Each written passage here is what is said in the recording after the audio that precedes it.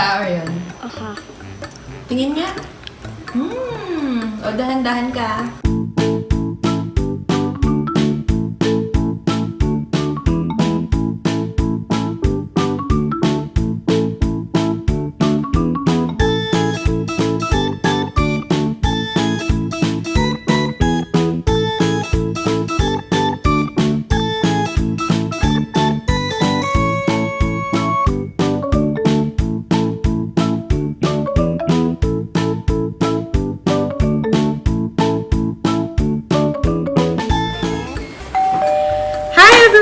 Welcome back to our channel. Hi, Aryan. Hi. And for today, we're going to teach you how to make some popsicles. We're gonna make some popsicles made of what? What are we going to use?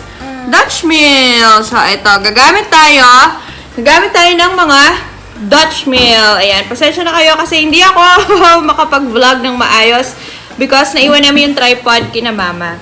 Nung birthday ni Orion. So, ayan. Anyway, we're going to use some Dutch mill yogurt drink para sa ating popsicles for today. So, anyway, for our popsicle molders, so, ang gagamitin natin ay ito.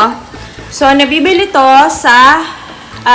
to sa Japan Homes, sa Walter Mart. It's only for 66 pesos.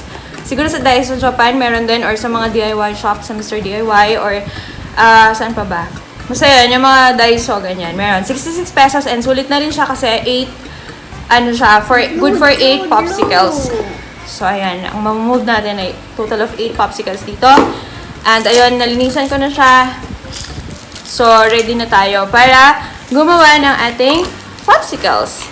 Anyway, ang mga gagamitin pala natin aside from this popsicle molder, so syempre, Dutch mill, it's up to you kung ilan yung gusto nyong gamitin. Kung marami kayong molder, mas maganda, mas madami kayong magagawa na popsicles for your kids or sa mga bata. And if meron kayong mga fruits, fresh fruits, ayan, mas maganda na may fresh fruits. Nagaano pa ako ng strawberries pero wala. So, we only have kiwis and bananas. So, ito yung ginamit ko, ni-slice ko lang siya ng maliliit para i-add natin. Or yun, ininom mo na. Hindi pa tayo nag-umpisa. Ininom mo na. Ayan o, may inom na siya. Paano tayo gagawa ng popsicles? Inuubos mo na yung Dutch mill. Okay. So, ayan. Anyway, so ang gagamitin naming flavor ng Dutch mill ay itong strawberry. So, one of our favorite flavors ng Dutch mill. Anak, hindi ganyan. Inuumpisahan na niya. Hindi pa tayo tapos. Ayan. So, anyway, meron pa tayo dito. So, gawin na natin. Umpisahan natin bago maubos ni Orion yung ating mga Dutch mill. Okay, so first, ang gagawin natin, lalagyan natin yung fruits dito sa loob. Si Orion, inumpisahan na niya. Okay, nakain na niya yung fruits. Orion, let's put the fruits na inside. Come on. Here. So, lalagyan natin yung fruits muna. Yan. So, nag-wash naman kami ng hands. Make sure to wash your hands kasi hindi kasya yung aming mga kutsara dito. Kung yun yung gagamitin namin. Let's put some fruits. Come on. Okay, kiwi. Kiwi? You want kiwi? Mas maganda siguro kung strawberries, kaya lang wala kami strawberries. Banana. Yeah, banana. You add kiwis din. Yummy. Yummy? Aha. Noong una ka pang kinakain mo yung ilalagay eh.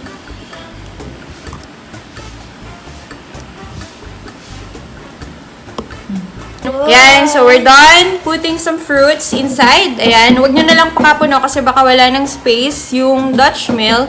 Pero kasi makulit tong assistant ko.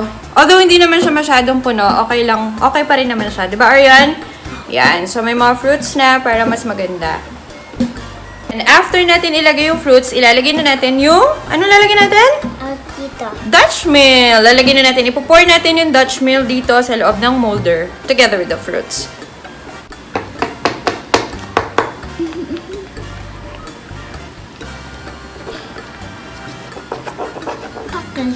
So, wag nyo na lang ipakapuno kasi alam nyo naman na you open this? nag-e-expand You yung... open? Pag frozen kasi nag-e-expand open yung mga liquid. Wait lang! Open. Oo nga, wait lang.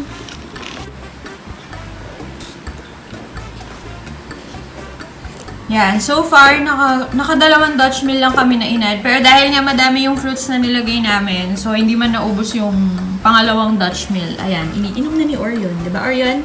You like the Dutch mill? Is it yummy? Yan, so after this, Ayan, sabi ko, wag natin masyadong punuin. Lagyan natin ng konting space kasi pag ang liquid nag-freeze, syempre mag-expand pa yan. So, let's put our sticks, our popsicles. Ayan. Popsicles. Ayan, just make sure na saradong-sarado siya para hindi siya matapon sa loob ng freezer. Hold on. Yeah, sure. Blue. Blue. You like blue? Yeah, good in.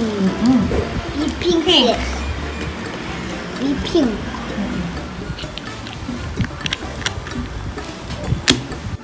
Baba. Now, we're done with our popsicle. So, ayan. I-assist tayo ni Orion to put this inside the freezer. Open mo, Orion. So, nilagyan na namin siya dito sa loob ng freezer, sa ilalim. So, siguro mamayang gabi pa siya titigas.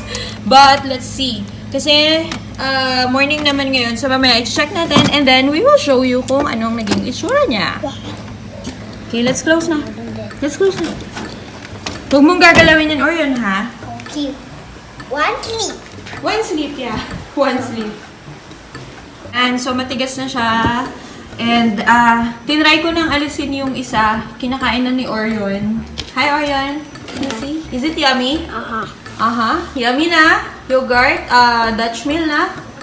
Yummy. Meron siyang kiwi and bananas. Yun. So, medyo struggle lang talagang tanggalin to kasi minsan natatanggal yung mismong ice pop. So, mas maganda kung gumamit kayo ng flat na knife na maliit. Tapos, ikutin nyo muna yung sa gilid para medyo mag-loosen siya. And matanggal ninyo na hindi nasisira yung, yung ice pops. Yun. Sarap ba, or yun? Tingin niya? O, dahan-dahan ka. Masarap siya. So, lasang-lasa pa rin yung Dutch meal. Kahit na frozen na siya. Tapos yun, masarap nga rin na meron siyang fruits. Huy! Saan ka na?